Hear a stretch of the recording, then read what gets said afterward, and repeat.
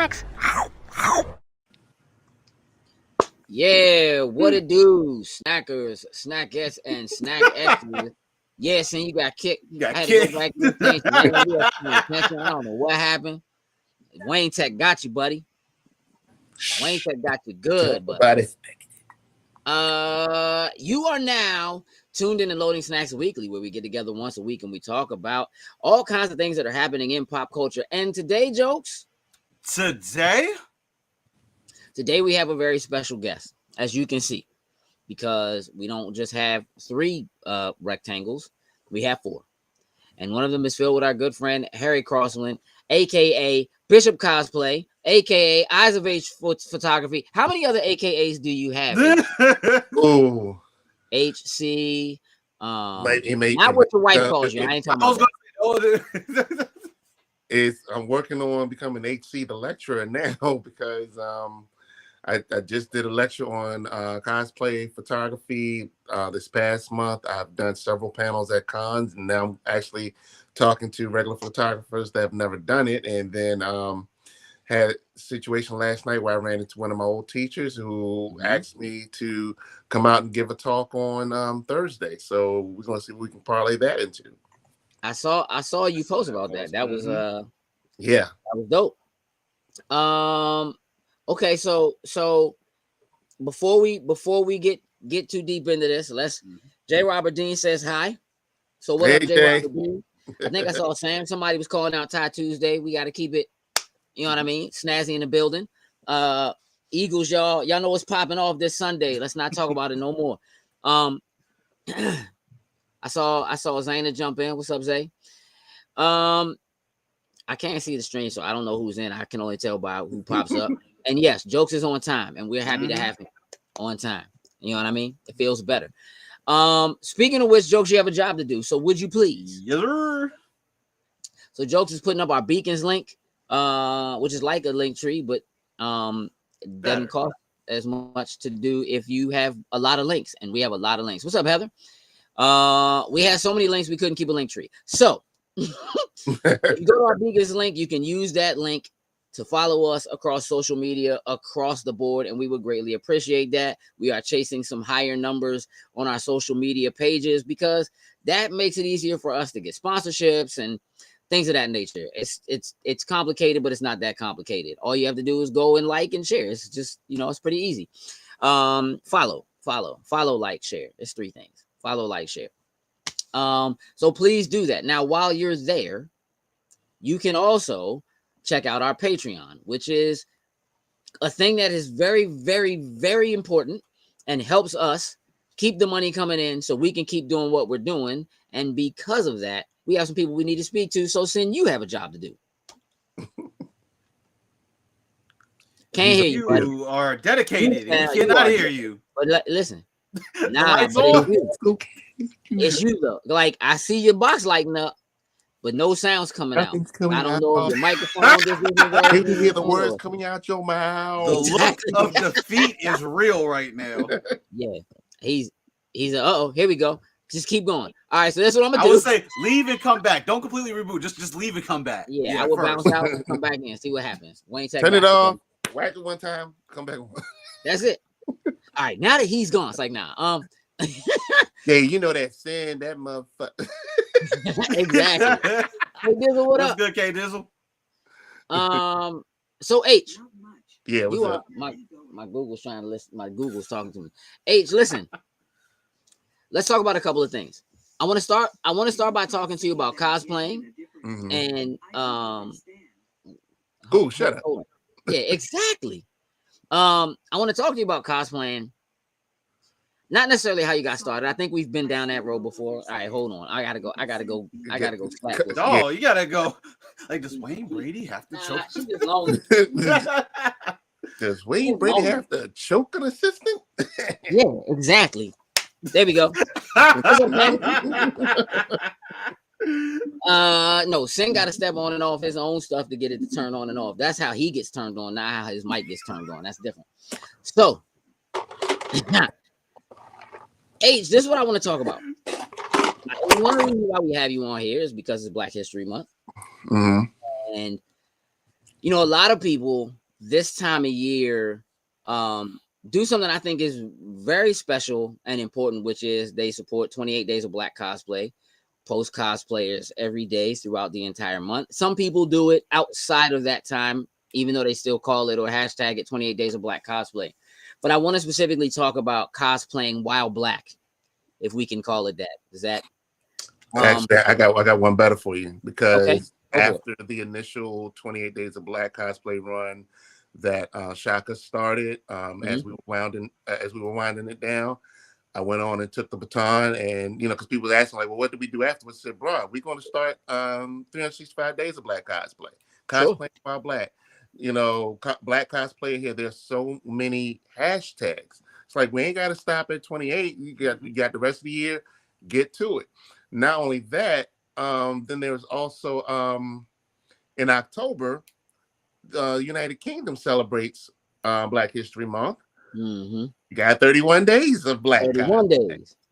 So it's just a matter of just keep it moving. You don't have to stop, and I'm glad people have taken the baton and kept it moving, for the simple fact that people want to wait till this time of year. And then the other thing is, was this going to be something that caught on? And it did. It caught on like wildfire, because as you said, even after it's over, people are still picking it up. That means Chaka's message was received. Be proud of who you are. You don't know who you're going to inspire with your cosplay. And then there's so many different ways that we do cosplay. It's so versatile. Main Tech is on. There you go. There he is. I see. I can't hear you though. We lost audio again. now he done turned into sin. Now I got nothing. It's like, all right, hold on. Lose one, game maybe sin caused the problem. Hey, let's buddy. See. Still don't have microphone check. Microphone check. Right, I check, can hear check, you. Yep. Now we can't. We lost H. Now we can't hear H. I don't know what's. Wasn't me this time. I reset my entire computer. So. All right. I'm gonna be right back. I think it's about that time where I might need to start upgrading some of the insides. I've had this for a few years now, so I'm thinking that's what it is. Nah. Because it seems to happen a little more frequently. Yeah. That's Wayne Tech. That's all. It's fine. Cool. Hey, Mom. There we go. Okay, let's get them back in here and see what it sounds like. Yes. Can you hear me now? Absolutely. Yes. Okay. Apologies for the technical difficulties, everyone. Melon don't like Black people in Black History.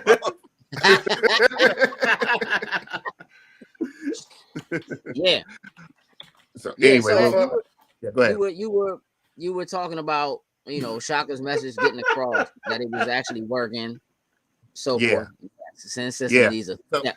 Look, I've had it for a minute. It's just time to upgrade. That's all. Nah, you get it. It needs a step up. I know what he did. I'm ignoring it. I'm just trying to ignore it. That's all. I'm not ignoring it. I know what he's doing. You're still listed as jokes. So fix your name and you know what I mean? Two jokers for him. Go ahead. What are some of the things that you feel like? What are some of the difficulties that have been associated with? Let's just call it cosplaying while Black. Like, what are the things that have stood out? I mean, look, aside from clearly, we know that there are issues with like people making comments. Hey, that character's not Black, whatever, right? But I know that there's more to it than that, right? Oh boy, which list do you want me to run down? Well, look, okay, so you can give me. Hold on, I got this. So that really is the big thing. The big thing is dealing with white, mostly men, because over these years that I've cosplayed, I have very rarely ever seen white women disparage Black cosplayers. It's mostly the men. It's still mostly the people that live cross seas that still think it's okay to blackface, but it's not. And Robert, I would imagine the biggest issue black cosplayers face is closed-minded white folks. That's probably very true. That's it. I mean, that's a starting to stop there. But not only that, still one of the biggest, sometimes the biggest challenge is just sometimes ourselves, because we still got some of our own people. I did have a guy out there first year that this started was on that same mindset, like why we gotta divide. And the funny thing was, he talked all this smack online and came to KatsuCon. And as I was leaving, because I think y'all were with me that day, I ran across that brother. It's possible. And I sat down and I had a long chat with him. Mm-hmm. And it was crickets from him the whole time. And what honestly, what pissed me off was he and I were in the same age bracket. Yeah. And I'm trying to understand, bro, how do you not understand what this is doing to help us? Sure. That's the thing. The thing. But then not only that, I'm going to pivot a little bit. Then there's still other minorities out there, because the issue I still see a lot of, not just among white people, but among a very few select amount of Asian people and Latinos, that these are the ones that they come to the con, they have the video cameras and stuff like that, and they go around filming. And sometimes we still see the same things, where once the videos go up, once the pictures go up, you don't see us. Again, This is why I do what I do. I'm gonna give you a perfect example. And if people get mad, I mention names. Hey, I like to be informative. I don't like not mentioning people who are trifling. If you go out there on YouTube, there's this guy named Mineral Blue without the E on the end. Go look at his videos. I'm aware. And his videos, nothing but skinny white women, maybe one black person. Mm-hmm. And I remember right after New York Comic Con, because this is where this just gets funny. I remember right after New York Comic Con. No, excuse me, it wasn't New York Comic Con. No, let me come back. It was right around the time of New York Comic Con. He posts his Dragon Con videos because he just happened to be at Dragon Con. Mm-hmm. And somebody said, "Oh, you're in the video." I went and I looked. I said, "That's nice." "Oh, you ain't excited? You're in the Mineral Blue video." I said, "I'm not impressed." Right. I'm really not, because I've seen his content. Why should I be impressed? So he puts up his video right around New York Comic Con, and Marcus says, "Oh snap! That's the legendary Bishop." You right, Marcus? The legend himself. I watched the trailer, and I was like, "Dude, your joint is still full of white women." Did you know he actually had the nerve to come back to me, say, "Well, that's because I said a lot." You know me. Sometimes when I go off on somebody, I don't say a little bit. I'm going to write you up. You write pages. I'm going all the way in with both feet. And he was like, "It's amazing that you had all this to say, and you're someone that was in my Dragon Con video." I said, "Dude, am I supposed to be impressed that I was in your video? You threw me a crumb. You threw me a crumb." Or was thought that it would be something that would get, because of who you are and people have knowledge of who you are, that the fact that you were in it would give him a pass. That, you know what I mean? Probably. Like that isn't necessarily about throwing you a crumb. That's maybe something that was done to give him a pass. Yeah, I honestly don't know if he knew who I was, but I think what he thought was the simple fact that me, this black nobody person, called him out, and then he felt like, well, you earned the privilege to be in my video, was supposed to shut me up. I was like, dude, I'm not impressed by your work. You want to impress me, be more inclusive of everybody that you have in your videos. Sure. I mean, look, I've always been look, people have their target audiences. You know what I mean? Yeah. And if your target is what your target is, and that's on you, right? Right. I think that part of what something like 28 Days of Black Cosplay does, while it does help get it out there and show that there are enough people that are doing it that you can clearly do it for a month or more, right? And then you can continue to do it for longer than that. It helps to bubble it up so that it becomes more mainstream, right? And then what that does is that in effect changes what people will say the target audience is, right? You gotta remember that we're only talking a couple of years ago when Black Panther came out, where the belief was still that an all black cast with an almost all black behind the scenes cast, it couldn't do global numbers, and it couldn't be, you know what I mean? And so those kinds of things are still changing as late in the game as it is. Right. And so something like that does the same thing. I want to kind of flip over to the photography side, because I was just coming to that too. Yeah. Okay, we've had a lot of conversations, I think, about Black cosplay and some of the hardships there, and people we know, Black or otherwise, that either are or aren't. Sometimes I think good family is the way I'll put it. However, the photography side of it, I don't think is something we've ever really had a conversation on. And so I kind of want to get some feedback from you on maybe what some of the pain points are about being a Black photographer, not just in cosplay, but as a whole. Okay. Yeah. Well, the biggest challenge is that trying to get people to understand and respect that this is an art form, this is a craft, and it's not cheap. Sure. The fact of the matter is, you know, and I'm really just still mostly talking about the photography side of things.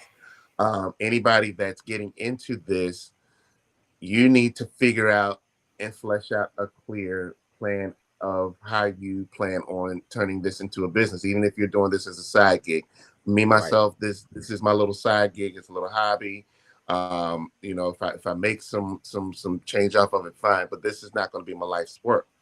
And one of the things I try to tell people is, if you're going to get into this, unless you get like a series in somewhere, you can't get into photography and expect to get rich right off the bat. You got to work.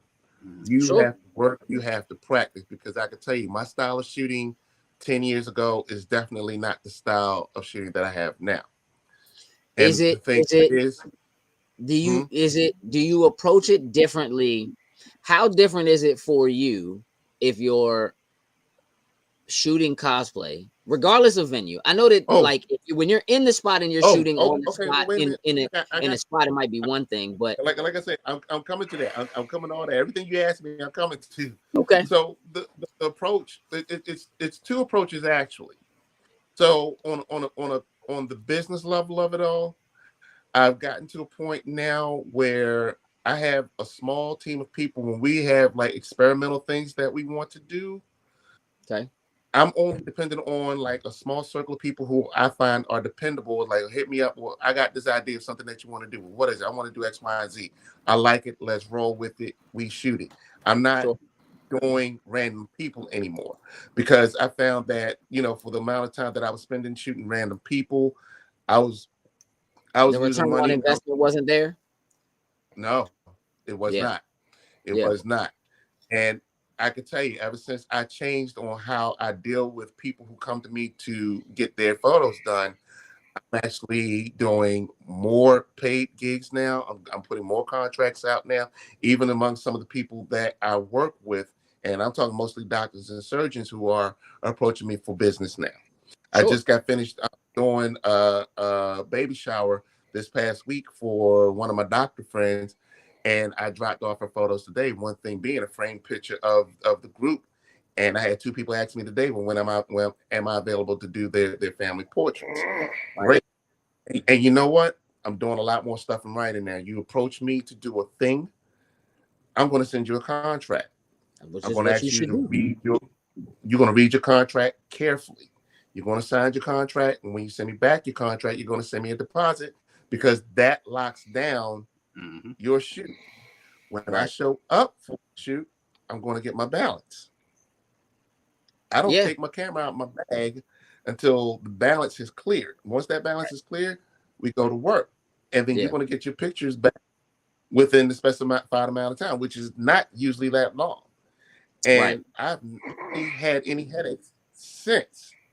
Well, again, you have a body of work that people are coming to you to get you to do the work because you have a body of work to prove. They're asking you to take the pictures because they like your work already. Mm-hmm. So it shouldn't be, there are people who, if they don't have that kind of proven track record where, oh, I saw your work and I like what you do, you might show up to do pictures and they be like, well, I'll give you the other part of it when I get the pictures back and I know I like the pictures, right? And that, and I can understand that, but again, right. you're being approached and asked to do it because people have already seen work that you have and they like, what you have. So Right. I think that makes perfect sense. The thing I would tell people that's getting into photography is, one, build your body of work. Build your body of work first. If you got to take a couple of freebies here and there, you do that.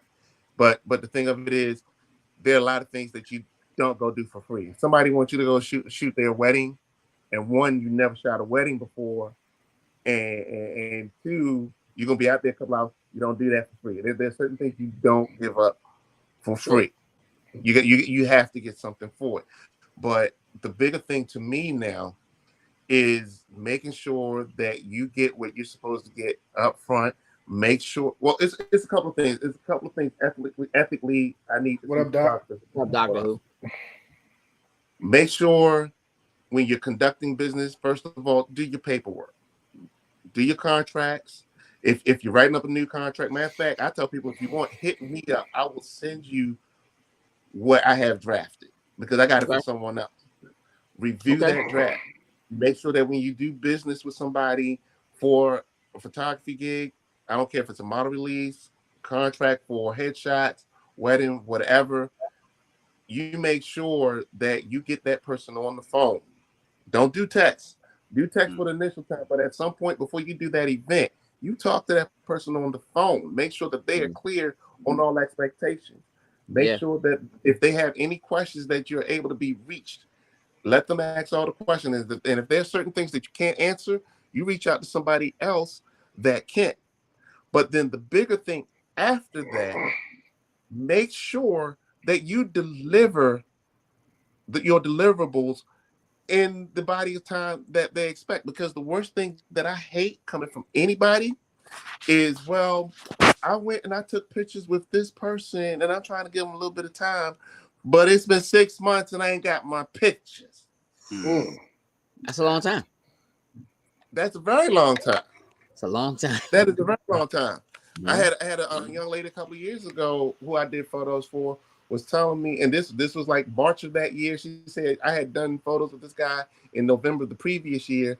Here it is now March. I haven't gotten my photos back, and he's already trying to shoot again. And the thing, because see, the thing of it is, did you pay for them? No, it was still a TFP thing, but she still did paperwork with him. Okay. It's a whole long thing. She still did paperwork, but the fact of the matter was he didn't deliver. Matter of fact, he approached her. Okay. But the thing of it is when one photographer does it, it makes it harder on all of us to be trustworthy. Yeah. It makes it harder. It makes it harder on the rest of us to be trustworthy. Because I get people that ask me questions. I have to say, no, I don't work like that. Well, there was this one time I worked with this other photographer. I'm not that other photographer. Right. You're dealing with a different person. Let me slide over a little bit to the cosplay end of it. Now, on the cosplay end of it, what I like to see both photographers and cosplay do a little bit more.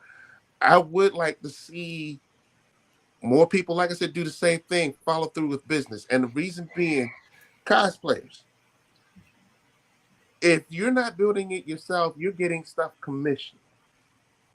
And when you're getting stuff commissioned, I don't know how much money some of y'all are paying, but you're paying a lot of money. You're paying anywhere from maybe just $100 to maybe $1,000. And if you're going to go through all that to get a costume commission for a con, where you paying possibly car note, mortgage, whatever, set a little bit aside to get someone professionally to shoot it, and don't wait for the con. Because it's okay if you're gonna if like, well, yeah, this is the first time it's gonna be seen as at the con and everything. I'm gonna make this dope ass costume and I'm gonna wear it to the con. But my expectation is, if I see at the con and you got this dope ass costume on and I'm gonna take some pictures, I'm going to pull you aside and say, hey, look, you got this dope ass Batman costume on. Why don't we make some time outside of the con, find a nice space for that Batman to be brought to life? Right. To really set it off. And I honestly don't see a lot of people do that. You know, I had a guy approach me last year. He wanted to do some photos because he had this cool looking Mandalorian costume on. And I was like, okay, I'll do it for you. You know, these are my rates. He's like, oh, you charge a lot. I was like, well, you got this costume that you spent a lot of money on. Why would you not want for quality stuff that you're going to get? Yeah. Right. Let that costume be set out. You know, and the thing is, we don't put the Walmart tires on the Ferrari. No. Don't stop messing around and letting people do your portraits with your phone. I mean, yeah, sure, phones may do good pictures and everything, but that phone still cannot beat me with a camera and a flash. Right. That still has not happened yet. Right. When they make phones one day that can fire my remote flash, where I'm standing 50 feet away from my flash and can light it, nah. Because matter of fact, I'm doing a program next month in Baltimore at a studio, and the studio has a setup where we have an outside area, and I'm actually going to teach some of those photographers, like, well, hey, this is the venue that we're doing.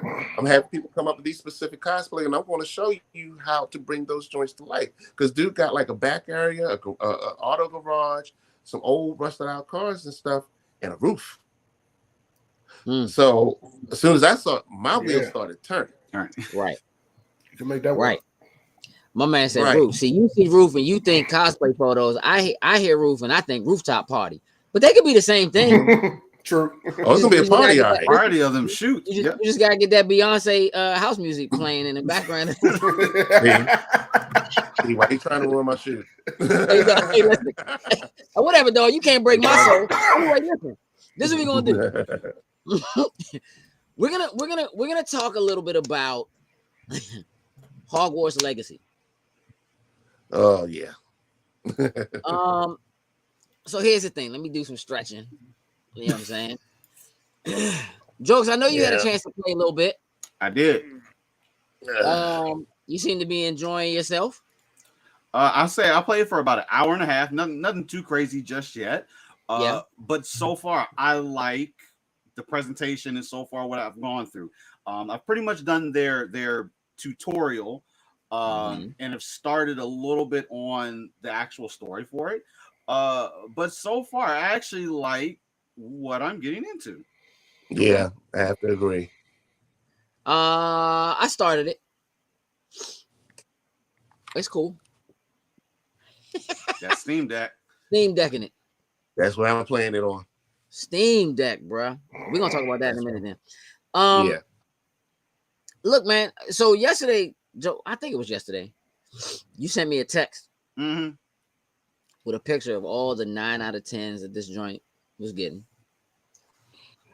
And I looked at it and I was like, all right, I might have to get the joint. Then I looked at it again and I was like, I don't know none of these outlets. Some of these shows is on there is like kind of flukish. They put IGN and IGN Spain on there. Like I was like, you put IGN on here twice? That's cheating. Hey, IGN. Then I started doing some Spain. digging, right? And it turns out that some outlets didn't review it at all.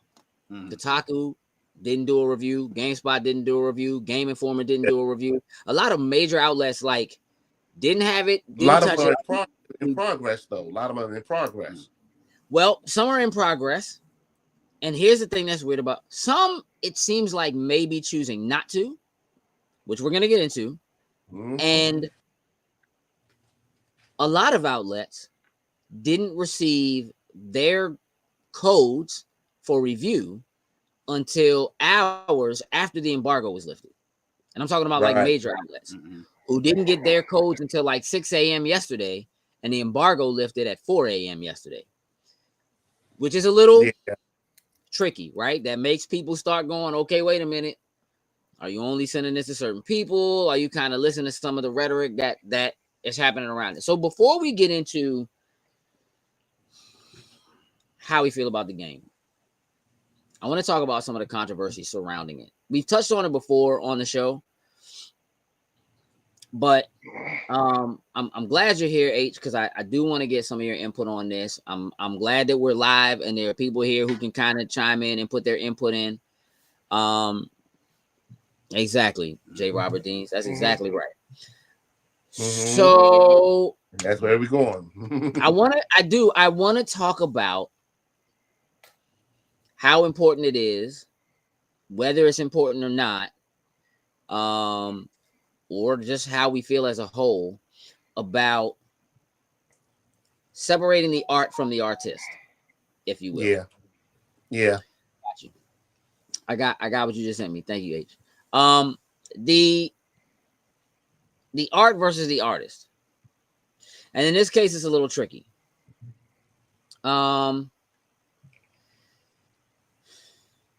So J.K. Rowling has said some things, tweeted some things, a lot of and things, then retweeted and stood by some things that we won't go into the specifics of them. Again, we've talked about them on the show. I've shown the tweets on the show. We don't have to do that. Just know that they're very transphobic.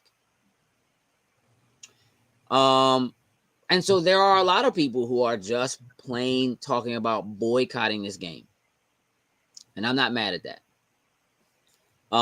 There are outlets that are having to consider whether or not they even feel like it's okay to do a review of the game, regardless of how that review turns out. And the thing about a game like this is that while all reviews of any material, whether it's music or a movie or a game, are subjective, something like this is a little bit different because the built-in fan base for this is the kind of thing that if you're an outlet that's doing a review, you do kind of have to question, okay, do I give this to somebody just to play it who maybe likes RPGs and just talk to me, tell me about the mechanics, let me know, does it work, does it not work, is it great, is it not great, whatever? Or do I give it to the certified Harry Potter fan girl, fan guy, fan trans that loves any and everything there is to let them do a review of it? And I'm going to tell you, I've read probably 6 reviews. All of them say almost all the same things. Here's the thing. Most of those reviews, if you look at the score, they are glowing. We're talking 9 out of 10s, 8 out of 10, 3.5 out of 5, you know. However, even within those same reviews, there are people saying this game is broken. It has things that make it feel like a game from 2010. There are pieces of it I just don't like at all. And then literally follow that up with, however, I got to ride a hippogriff. Right. I got to ride a hippogriff. Right. And so there are people who are reviewing it and going, you know, as a game, maybe it's not put together all that well. Maybe all the things aren't there. Maybe there are too many menus. Maybe there's too many things on screen. Maybe there's too many whatever. However, I was walking through Hogwarts, y'all. Right. Yeah. They're happy to be there, that experiencing part. it, and from what we've been dreaming of being able to do after all these years, a game where you can actually go to the school, attend the classes, you can go visit the forest and the worlds and everything. That's something that those fans have been looking for forever, and they've been working on this game for a long time. So now to be here, to have your hands on it, they're just gonna, you know, they're just so enthralled with just actually being able to play and live in that world. Robert Dean says it's a lot easier to boycott HP books than it is HP films or games. The books are directly from JKR. Films and games are adaptations and therefore 2, 3, or many more degrees removed from JKR. Agree. It's only one small and we're going to talk about that. What you say, H? And I say there's only one small thing with that because I wholly agree with that. The issue is, and I really kind of wish this was a lot more transparent, but the issue is people still feel like anytime you support anything monetarily with the Wizarding World or Harry Potter name on it, that's putting money right back in her pocket. And that is like a deal breaker for a lot of people. It is. And I can understand the rage and how people are upset with this. But like what Sin just said is we have been waiting for damn near 20 years for somebody to get it and get it right. Because this, mind you, this isn't the first Harry Potter game. We've had the Lego game. No.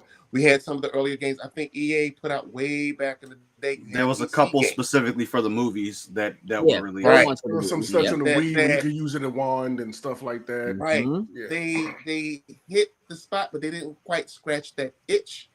But this is supposed to be the ultimate itch scratcher right here, if you will. Yeah. Yeah. This is it. This is from because matter of fact, one thing that you brought up specifically, Brad, is the fact that who do you give it to?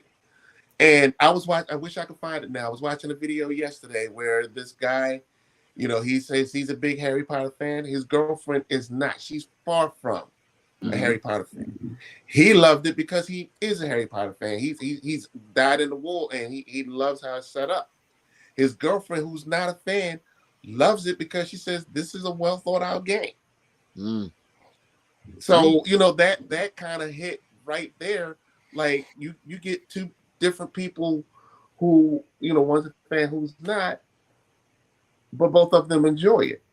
Yeah. And then of course it's the thing of like we got this great game, but then we still got this woman out here who went out and she messed up her damn money because she couldn't keep her mouth shut.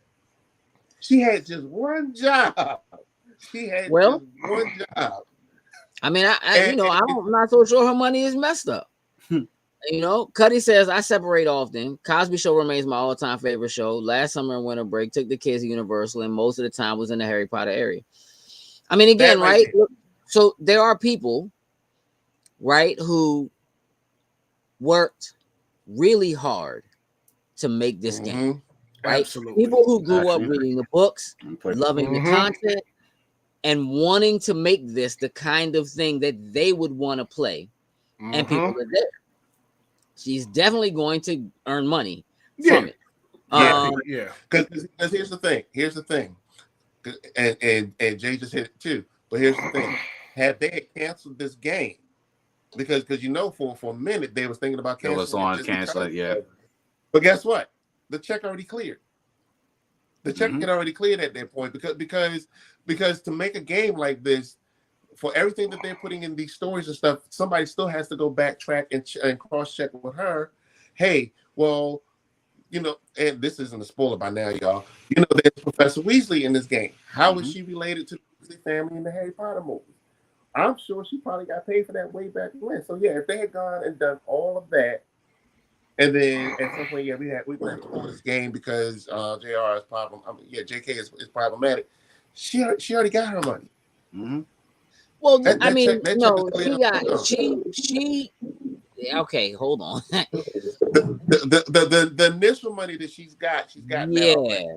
But her royalties are coming. The residual, but the residuals off the sales of the game, we don't know the details of the contract. But like I said, you don't, and you never will. You won't. Right? You never will, but you stand to do more damage to the people who spent 4 years building this game, designing and doing all this stuff in the background. You know what I mean? Doing all the music for all that stuff. And you would likely hurt them more, right, than anything else. Zayna says, and let me tell you, the Lego HB game is still my favorite, like of all time. I haven't played yet, but I'm gonna tell you what, the Lego joints are incredible. Dr. Who said, happy belated. See, those games, those Lego Harry Potter games are incredible. Like they just, they're incredible. But those are from a time before she opened her mouth on Twitter. We know, right? My oldest plays Super Simple mobile game where you just go to class and occasionally duel. This game will be crap. Yeah, absolutely. I mean, look. Yep. Here's the thing, man. You brought up Bill Cosby, Cuddy. Sometimes, man, I want to cringe when an R. Kelly song comes on, but all them joints do it. All them joints go. He got so much fire. They all go. And it is, look, for me, separating the art from the artist is probably not as hard as it is for some people. Mm-hmm. But you can't act like you don't know that Sinatra was in with gangsters and mobsters and people who were doing stuff they had no business doing. Yeah. Right? Yep. I can't act like rappers I've been listening to wasn't gangsters and mobsters. And you still rocking to it in the car. It's about the person they killed last week, and we still bobbing to it. How you think we had to finance our stuff? I'm gonna give you a good example. Check this out. What's coming on Sunday? What's the biggest thing coming on this Sunday? Super Bowl. What you said? You the said big game. The big game. Maybe the big game jokes. Say it right. You try to get us Wayne Tech, right? And look, we can sit up here and go from top to bottom over how problematic not just the NFL, but almost any sport in the world is. I mean, you had people watching the World Cup knowing good and damn well that there were human rights violations that were well documented, but people still went. People still supported. People out there buying Lionel Messi kits. I'm debating about whether or not I'm going to get one. The thing of it is, we're at a point where, honestly, I look at it like this. You have to pick and choose where your hypocrisy is going to be getting in. There's some things that you're going to support, and then there's some things like, I can't do that. But if you stop doing one, you should stop doing that. If you want to be true to self, if you're going to stop doing one, you got to stop doing everything. Because, look, it's Black History Month. If J.K. Rowling's comments had been racist, best of both worlds. Would you be playing the game jokes? Probably not. Probably not. I'd be thinking long. That one, and that's right. That's the line, right? That we really have to look at, right? So, a lot of times we look at things that have happened to us, right? Whether it's police brutality or whatever it is, and then in the moment we have all the support, and then something happens and we go, y'all don't really support us. You're not really here for us because here you are supporting blah, blah, blah, whatever. I'm positive there are people in the trans community who feel that way. Positive, right? That's just, it's a real thing. And I think that's the thing that has to be considered, right? That you have to begin. Now, there are different. There are probably some people out there in the trans community that are picking this up too. Correct. Correct. That's exactly right. Right? Because there are people who feel the way they feel, and watching, reading, listening to Harry Potter got them through their difficult times. So even though now you have this person who has said these things that you feel like, how could they say those things when the content you made me feel so good about being me, right? You have this story about, Hermione being a mudblood, right? And fighting through that and being able to get over it. And that gave me what I needed as a young person to get through what I was getting through. What did that really mean? You know what I mean? How do you really feel? And so I think the most interesting thing to me is how conflicted I not only think people are about it, but I think JK is conflicted. I think sometimes you say something and then you feel like you have to stand on it because you said it. Some people just can't admit when they've done something wrong or said something wrong. So some people just not going back down and apologize. Like, she could just be one of them people that just doesn't have an apology in her, period. Right. She built that hill. She has no choice to die on it. You got to die on it, right? She had no choice to die on it because for her to acknowledge that she was wrong. Because, see, you know what? This is the most amazing thing that I still think people don't understand about the internet and being online. Is we will go to that hill and we will die for some of the stupidest shit rather than simply saying, I was wrong. Own it. Right. Yeah. You know what? I messed up. I said some problematic things. I was wrong. Yeah. That's the simplest thing to do, but the hardest thing that people will not do, for the simple fact that, hey, I made this opinion, I gotta stand on it. Like, no, you don't. Not really. You can always say, you know what, I messed up. Yeah. I did the research. You know, I've sat down with people. You know what I'm saying? I get it. Talked My about bad. it. I hurt some people. I'm learning and I'm healing. Yeah. Right. Yeah. Some people are never And going I to be think in the that problem room. is, I think the bigger problem is, though, for some people, probably the reason why they don't do it, and God forbid if you're a celebrity, because if you are a celebrity or you're a person of any kind of status, the moment that you attempt to apologize, yeah, they didn't mean it. They just trying to do it just to cover. They trying to protect their money. That's actually what I was getting ready to say, that I think for her, there was no need. Look, a lot of times when somebody does apologize, when they do something or say something like that, you just go, they apologize because they don't want that money to go away. Like, it's not real. They don't actually mean it, what have you. Right. I honestly think for her, she was uncancelable. So it didn't matter. Her checks are there. They coming regardless. People are still going. The Universal Studios joints are built. They ain't about to go tear them joints down. They ain't tearing those down. Harry Potter is too big of a franchise at this point. Like, it's too big of a franchise at this point. Yeah, the way that her money is set, she doesn't have to do that in order to pretend that she feels the way she doesn't feel, even if she does believe it. Right? So somebody on the level of Disney. Matter of fact, Warner Brothers would probably have to pay 3 times the amount of whatever Disney paid George Lucas to buy out J.K. Rowling. Period. Yeah, but they can't. Because the thing of it is, but they can't, and they won't, because their money messed up. They dealing with all that HBO and AT&T and whatever else. They trying to sell stuff off and whatever. Their properties are in trouble anyway. Right, and that's the thing.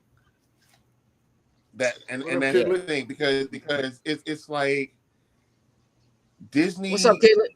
Yo. Whatever Disney paid back in the day from Star Wars, it's like if they would have saw that franchise now, there would be nobody out there that could afford it. Nope. Period. And it's kind of the same Microsoft, thing with Amazon, and Google. That's it. I don't think there's enough money there. and Harry Potter is up there. It's up there with that. Right. So it's a really hard thing, because again, then you got the Tolkien franchise, the whole Lord of the Rings thing and stuff. I mean, and look how long it took for anybody to put a competent show out. Because the thing of it is like the whole goal of doing any kind of franchise is to make it worth more than what it was than when you bought it. First started. Absolutely. You know, and you got to think after the whole Harry Potter series came out and after it ended, how many things did we see that came out afterwards that tried to get in there? You had the Divergent series. Nobody cares about that anymore. Yeah, Twilight. Twilight was like a hot minute. Nobody cares about that anymore. Everybody tried to fill in that Harry Potter space, but thus far, hardly anyone has been successful. Correct. And I mean, I'm going to go way out on a tear, but y'all see where I'm coming from. Wednesday, the Netflix series. Yeah. There's potential. There's a lot of potential. It's filling that void. So much. It's filling that specific void for a lot of people. And that's part of the reason why people wanted this game, because it's like, okay, we've had this franchise for 20 some odd years now. Most of the big franchises that have been around for that amount of time have had so many different things. Meaning they've been comic books. There have been other books outside of the main series. But the main thing is, if I've seen that movie, I want to feel like I'm in it. And if I can't get down to Florida to go to that world, give me a game. I need that next thing. Right. Give me a game. Right. Because that game will keep me going, because like you know how these games roll. You can play through it several times. I'm watching the commercial play now. Differently, it's role playing, choose a different house. Different house, right? Go back. Yeah, I mean, again, it's a it's one of those things. I think, at this point that it's not the kind of discussion that's gonna go away, and it won't be the last time something like this happens. Mm-hmm. It just isn't. It's not going to be the last time something like this happens, because Twitter is still a thing. Yeah, I think about like deleting my Twitter account on a regular basis, but it's where most people go to get on that hit you talking about, Bishop. Right. You know what? Just real quick to add on that, I see this happening again in the anime space coming up very soon with the Kenshin release. With that coming up, that's actually a perfect. That's yes, because the creator got hit up for pedo charges, child porn on his computer, all kind of stuff. Yeah, and like we were done with him after that. Now, me as a diehard fan of Kenshin, one of my biggest things in anime, I've always wanted to see the show finished. Because it wasn't finished. It's 3 arcs long. We never got the third arc, which I've been anticipating my entire life. Now that we're getting it back, I can separate it between him. Like, yeah, I don't mess with dude, but like, you know, I watched this when I was a kid. I grew up with this. Like, it's one of my favorite characters, one of my favorite stories. And now I'm finally getting a chance to see how it all comes to close.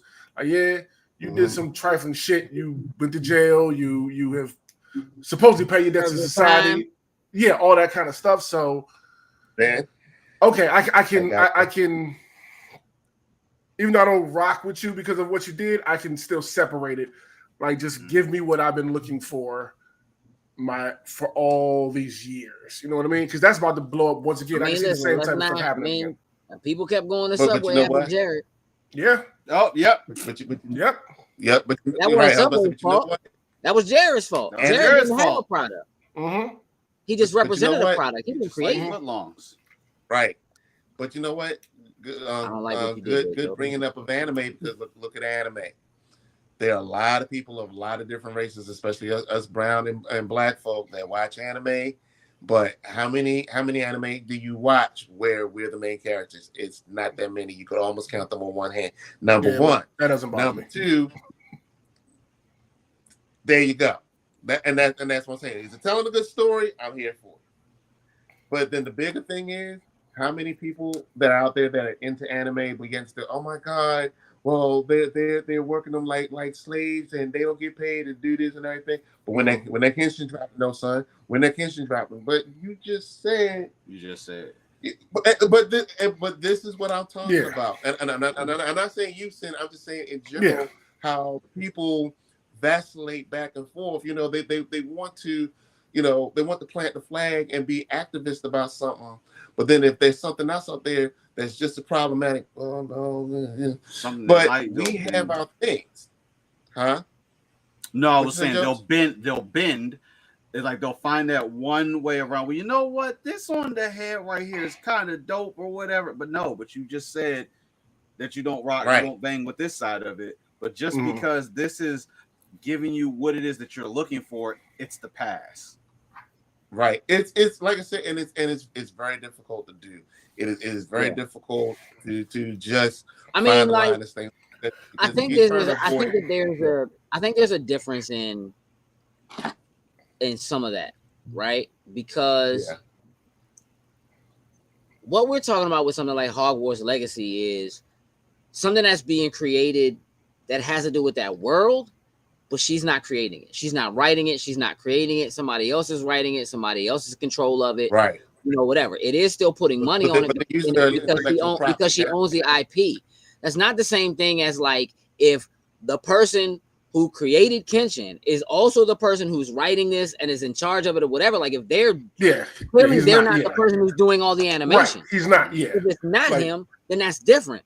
Yeah. Like all of the music that R. Kelly put out that I like already is different from if R. Kelly put out an album now. I'd be like, no, sir. Nah, yeah, we can't support that. I mean, like that track, the track that he dropped somehow miraculously while he was in prison. We don't know what you're talking about, Jokes. You're the only one who listened to that because none of us didn't listen to it. That joint showed up in iTunes one day. I saw it on the timeline. Somebody told me, I was like, whatever. It just kept going. Like, I don't care. Just keep it moving. I think there is a difference, right, in how you separate that art from who it is.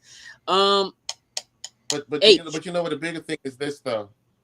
The bigger thing is if and when you get to a point that you don't like a certain thing that you feel like you need to step away, we have to learn how to do our best not to knock those that still roll with that certain thing. Because like I said, just for the simple fact that, you know, you have things that we're contradictory on. Like I said, for me, myself, I'm not a big fan of the NFL. After that whole thing went down with Ray Rice back in the day and how that was handled, which, you know, we can have a long discussion about how that was handled improperly. That's when I decided to step away. I've not watched the full season. I haven't watched the full season since 2013, I think.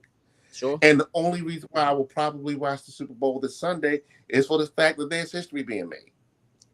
Period. In a lot of ways. And you almost remiss if you are who we are, you would almost be remiss not to watch something of this game on Sunday, because we've never seen it happen, and because of the way the sport is played, we're not going to see that happen again for a long while.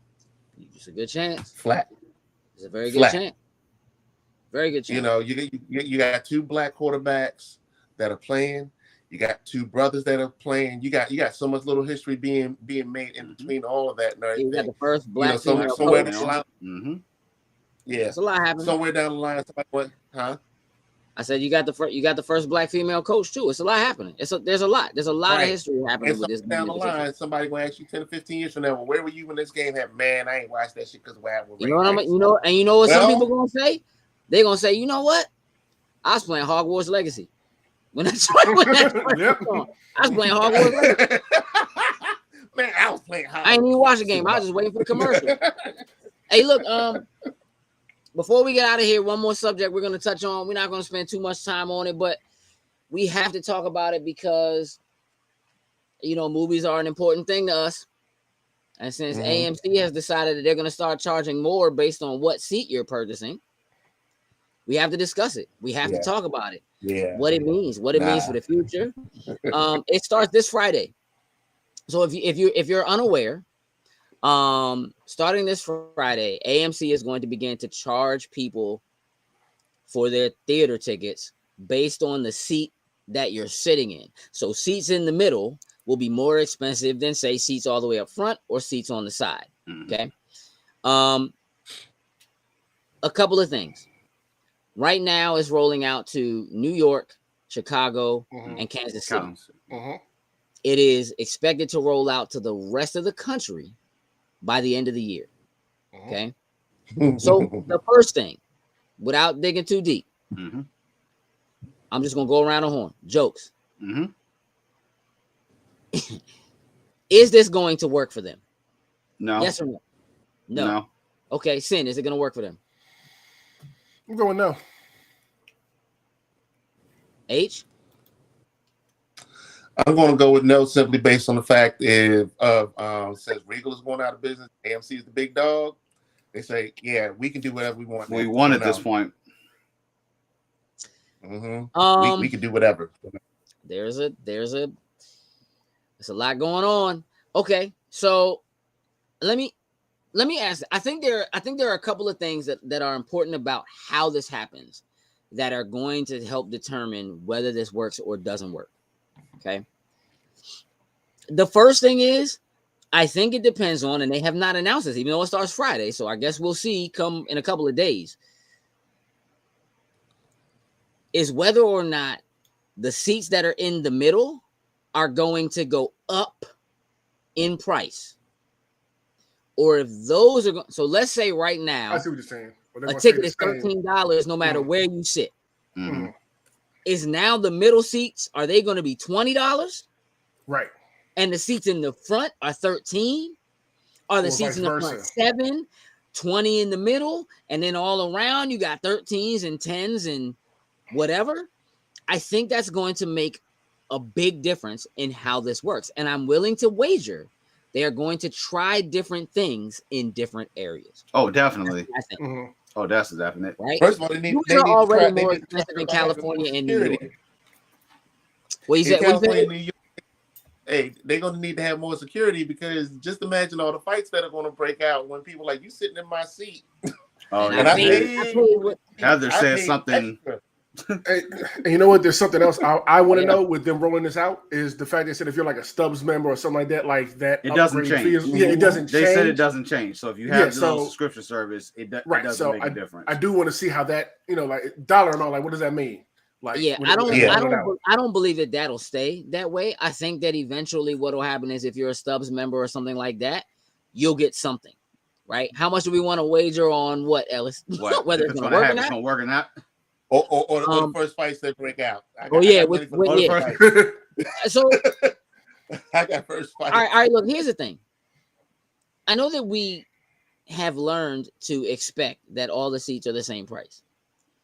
Yeah. However, we've also learned that at certain times of day, on certain days of the week, the same movie in the same theater is a different price. That it's cheaper on some days than it is on other days. That it's more expensive at sometimes than it is at other times. So we've already had variations of like to variation in price. It's more expensive in some places than it is somewhere else. Right? What you got? One more thing, and this is what's really going to affect what happens with these theaters now, especially with AMC. The turnover rate now from movie to home has gotten much less, thanks partly to the pandemic. It's much shorter than what it used to be. There are a lot of movies that you don't need to go run out right away to go see, because guess what? You wait anywhere from 30 days to 2 months and it's already out. Correct. When did Wakanda Forever come out? It came out in November. Came out in November. It would have been out. It would have come out the day after Christmas if it was the regular 45-day waiting period. They chose to wait to put it out on February 1st, so they hit on Black History Month. And right now, it is the most viewed Disney Plus movie of all time. Right. In its first 5 days. Look at that turnaround. Look at that turnaround, because and I can't read the rest of what Anthony's saying, but guess what? There are a lot of movies that have recently come out. I skipped, and I was like, because guess what? It's going to be on Netflix. It's going to be on Hulu. It's going to be on HBO. Just give it a couple of months. And it's like, if you really want to push people to stay at home, go on to Star Race. Those already ridiculous prices, because you already spending damn near $100 just to walk in the door, get tickets, and get overpriced food.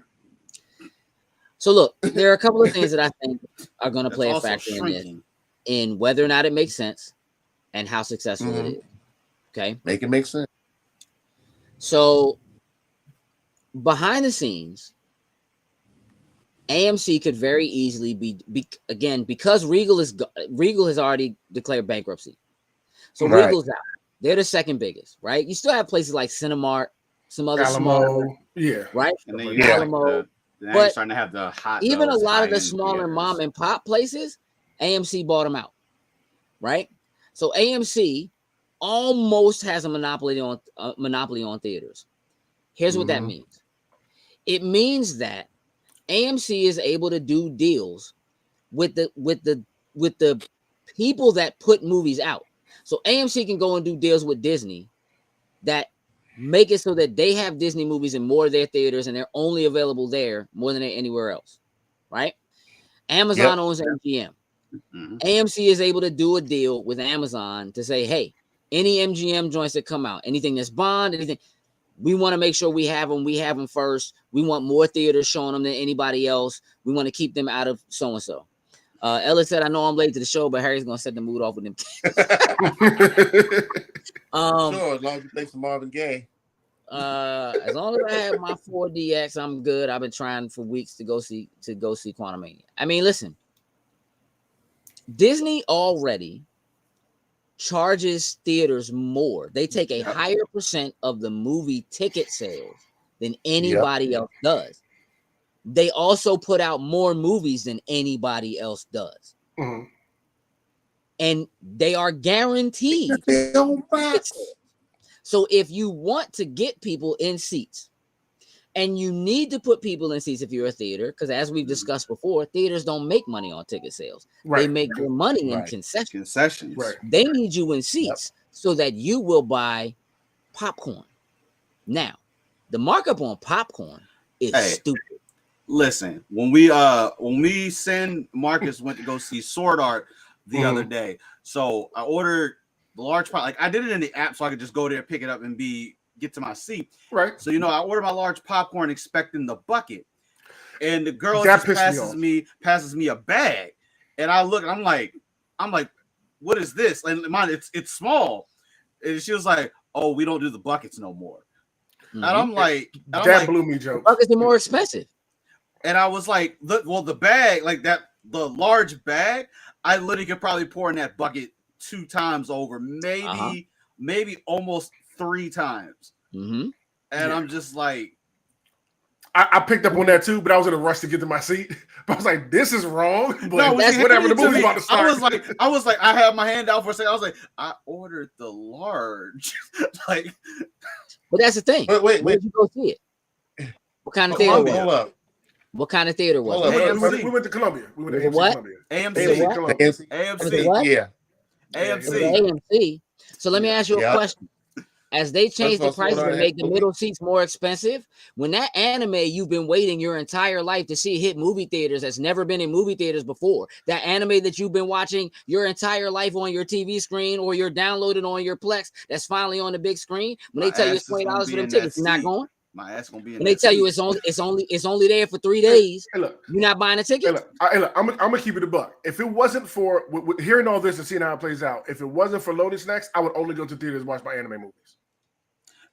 Which is Ellis, cool. I am eating all that popcorn from the bucket. Hell yeah. Yeah, nah, he will. I eat all that popcorn from the bucket. But even if you don't, you take it home, you eat it later.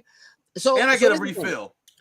So this from now on, I'm taking my refills home. Oh, wait. I got a question. Whatever theaters are left, I got a question. will probably follow suit, assuming they can actually get the movies that you want to see in their theaters. Question on that. You know what I'm saying? What you got? Who's buying? Where you get your candy from, though? Are you getting your candy at the theater, or you stopping at $5? No, I don't get candy. I don't get candy when I go to the theater. He has to have popcorn though. Tina will go. We will get our candy, and if we get popcorn, you're lucky we getting your popcorn. But I'll be damned if I'm going to pay $5 for the exact same thing. It's literally the exact same candy that you can get for half of that at $5 below. I don't get candy. When I go to theaters, I have to get popcorn and soda. Like it's a thing with me. I can't go to the theater. And I understand that. And I'm gonna tell you something. It's a lot of people just like that. Mm-hmm. Yeah. I worked in the theater for a long time. It's a lot of people just like that. There are people like I don't care who you are. You can't replicate movie theater popcorn. You can pop it in the microwave all you want. Yeah, you can't it's not the same. No, hold up. This is what I want you to do. Next time, do any of you have popcorn at home now? Because I'm gonna tell you exactly how you can do it. I'm listening. Got popcorn at home now? By the end of 2023, I'm gonna learn how. No, you gonna learn for Sunday. You're gonna learn for Sunday, my friend. You get yourself some popcorn from the market. Mm-hmm. Yeah. You get yourself some coconut oil, and you get yourself oh my God, what's the name of the butter? Clarified butter. Clarified butter. Nope. Okay. You go on, you get your pot. Nope. I'm gonna send you. Yeah, nope. I'll tell you right now. Yeah. He's missing a key ingredient. I ain't finished. Super key ingredient. Oh, good. Continue. You need salt. Forget the flavor that they do at the theater. Forget the theater because I know what you're talking about. That's the most important part. That's what makes it taste like movie theater popcorn. Trust the process. Trust the process. Okay. Trust the process. Hey, trust him. I'm gonna look up see if I can get it on Amazon right now. Oh, you can. Huh? I know the name of it. I haven't saved it in my cart. What? Flavor Co. Well, get the Flavor Co. Heat up your coconut oil. Mm-hmm. Put a couple of dashes of salt in. Put the Flavor Co in when you think you're ready. Matter of fact, you save it for the end. Really. Go in and pop your popcorn. You stupid, Mark. When you pop the popcorn, let it cool. Add your clarified butter after you melt it. Put your flavor on. That's it.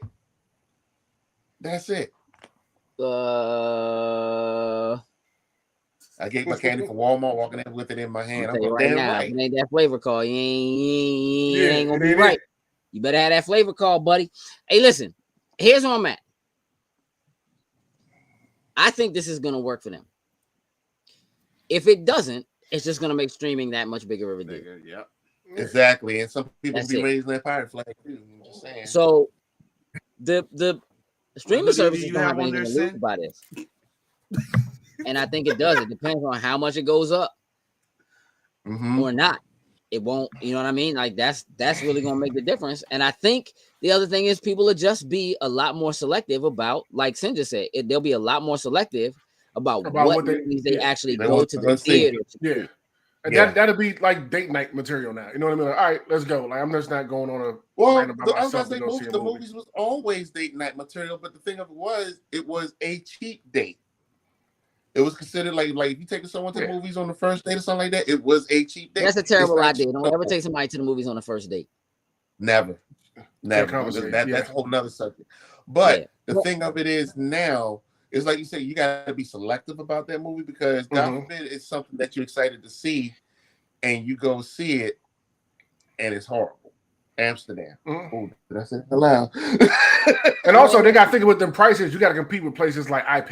You know what I'm saying? Where you got, blankets and pillows and like restaurant style food and alcoholic drinks and all that kind of stuff. You know what I mean? You got to think you're in that competition now when you raise the prices. It's like I see. Believe in that, I'm one of those people. I hate the massage chairs or the recliner chairs at the movie theater because you are encouraging me to go to sleep. You are encouraged. First of all, you already tossing me in a movie like your Wakanda Forever's and Spider-Man's and stuff like that. The movie's already 2.5 hours long. I've already been up since 5 a.m. You put me in a recliner in a dark room with something on the screen. You are encouraging me to go to sleep. Correct.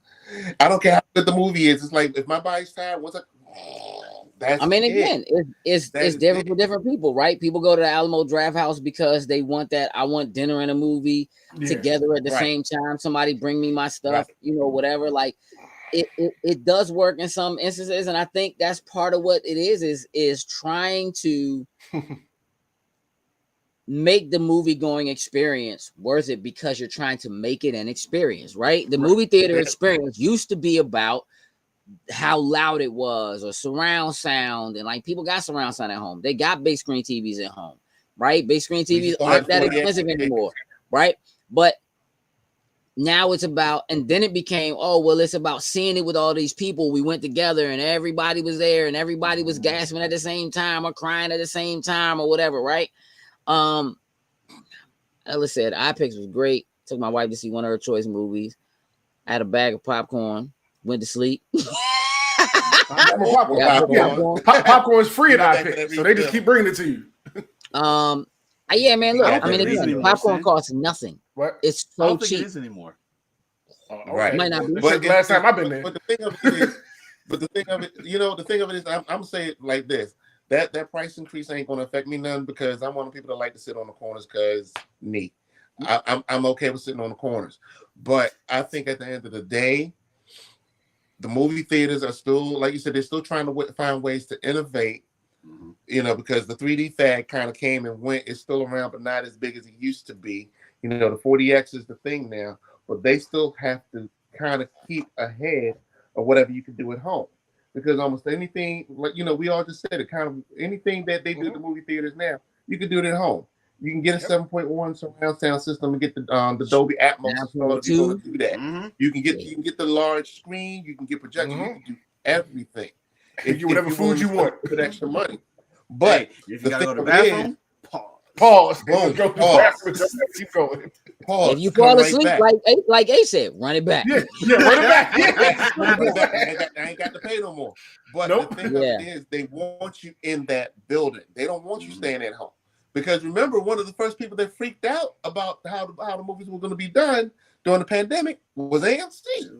For sure. Wait a minute, hold on. We closed? How are we going to show these movies? Wait, y'all going to do what? Stream what? Well, again, hell no. Here's the other thing. There is also the possibility that behind the scenes, AMC is back at it, renegotiating contracts to do what they did. Listen, I want to see Wakanda Forever and 4XD with Harry. Wait for this man to yell, "Mama!"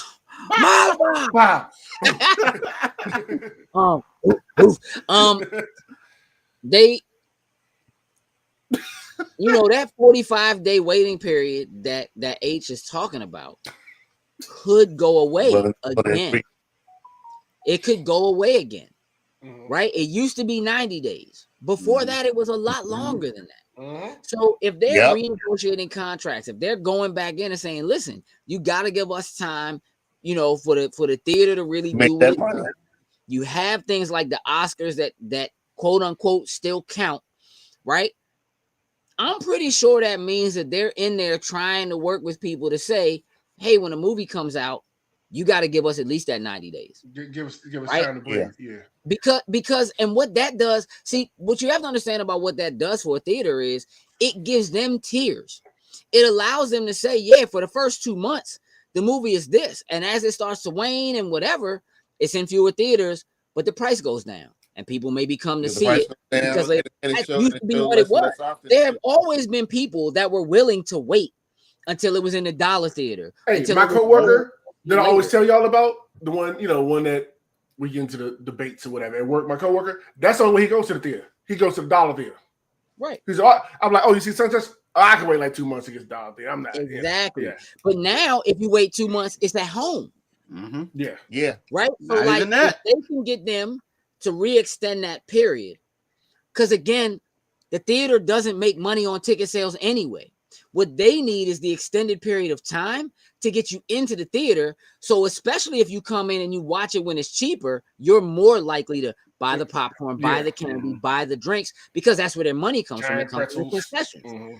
They're a lot more likely to be able to get you to do that if they can reduce the price further down. So if they can get them to extend it out, they got more time to recoup their money. And you know what? Exactly. Now, here's the thing, though. Here's the thing. With AMC raising up the price on select seats, I wonder what that's going to do on their $5 Tuesdays. Because you know what? Because you know what? That was one of the things I kind of noted for myself is like, if we didn't go see certain movies the night that it came out, guess what? There's $5 Tuesday. You can go see it on Tuesday, and it's $5 for everything.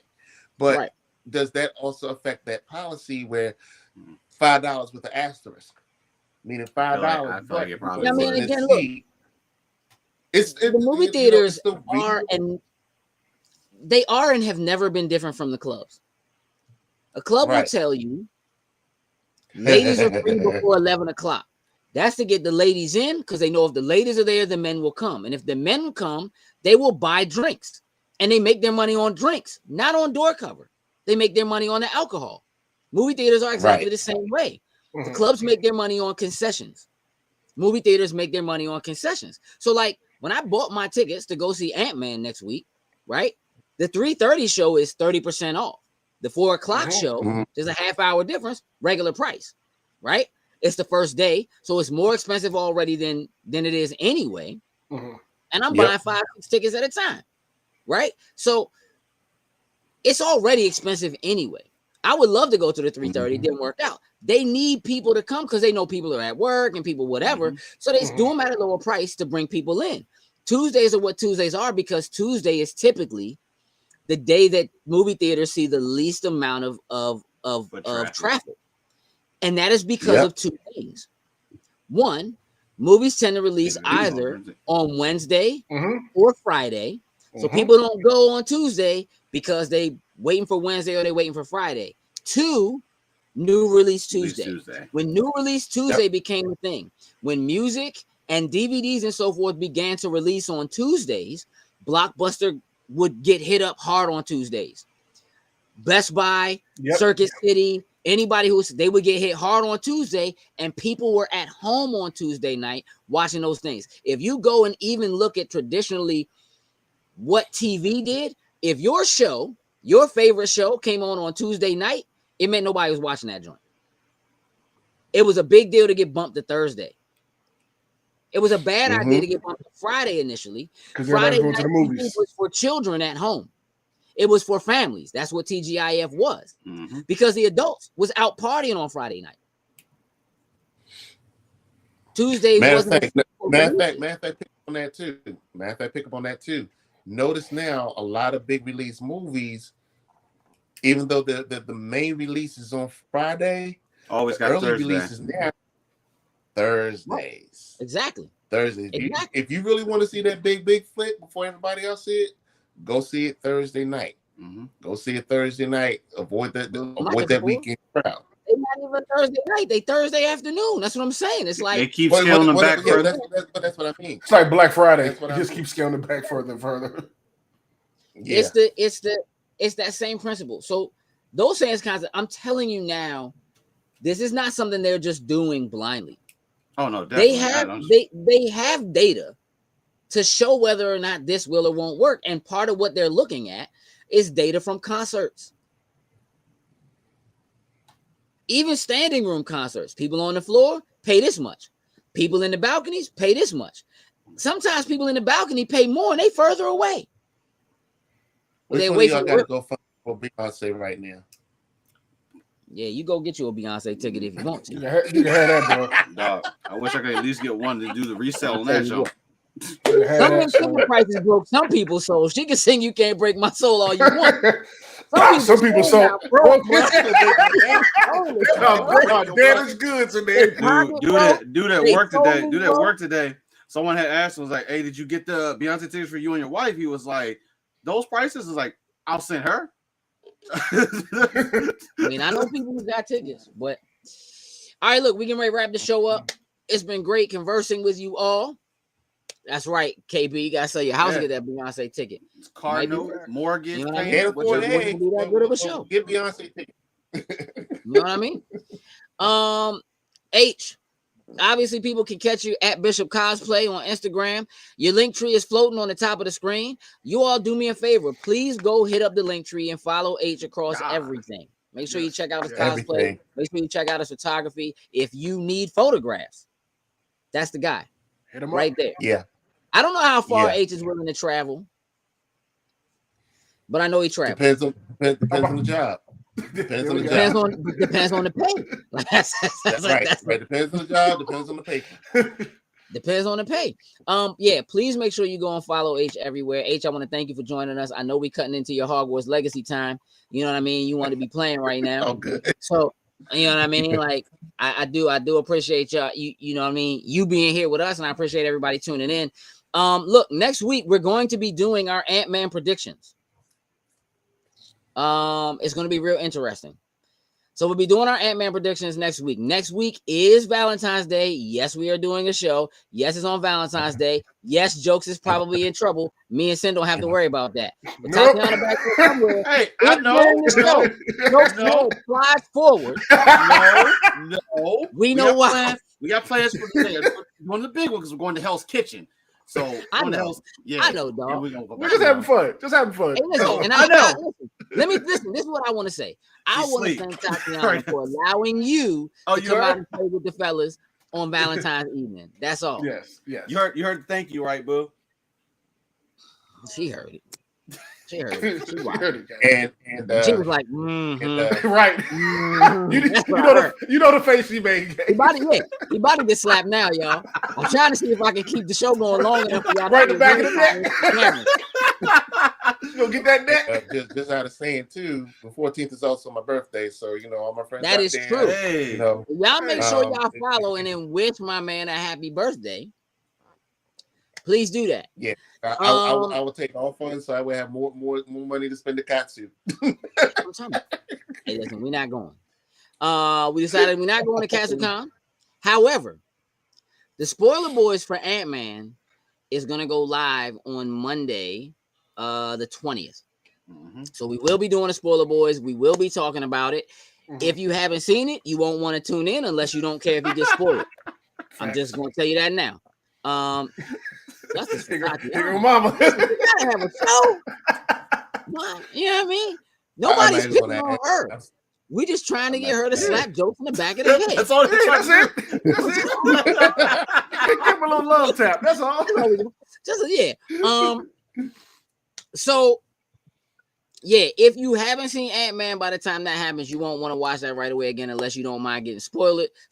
But Spoiler Boys is gonna happen on that Monday. Highly recommend.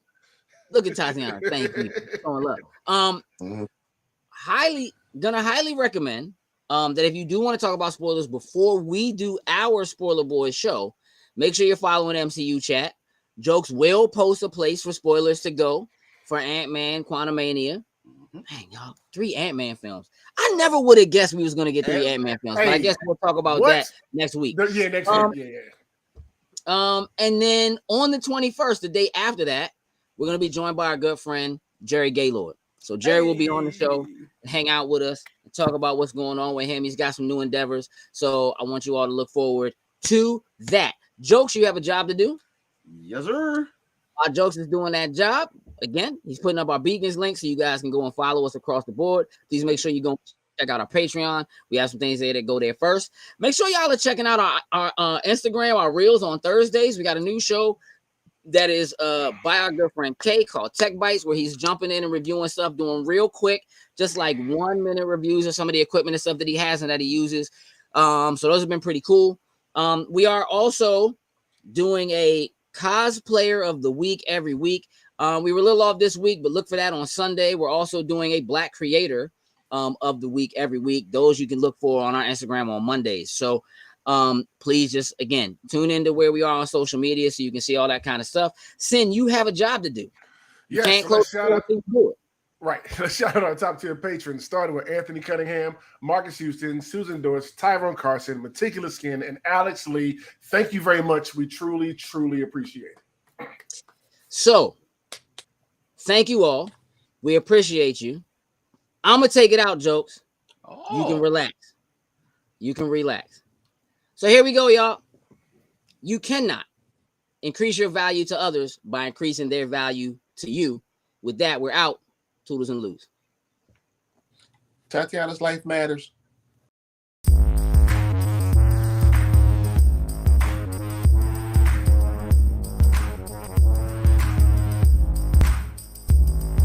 Loading snacks. Nice.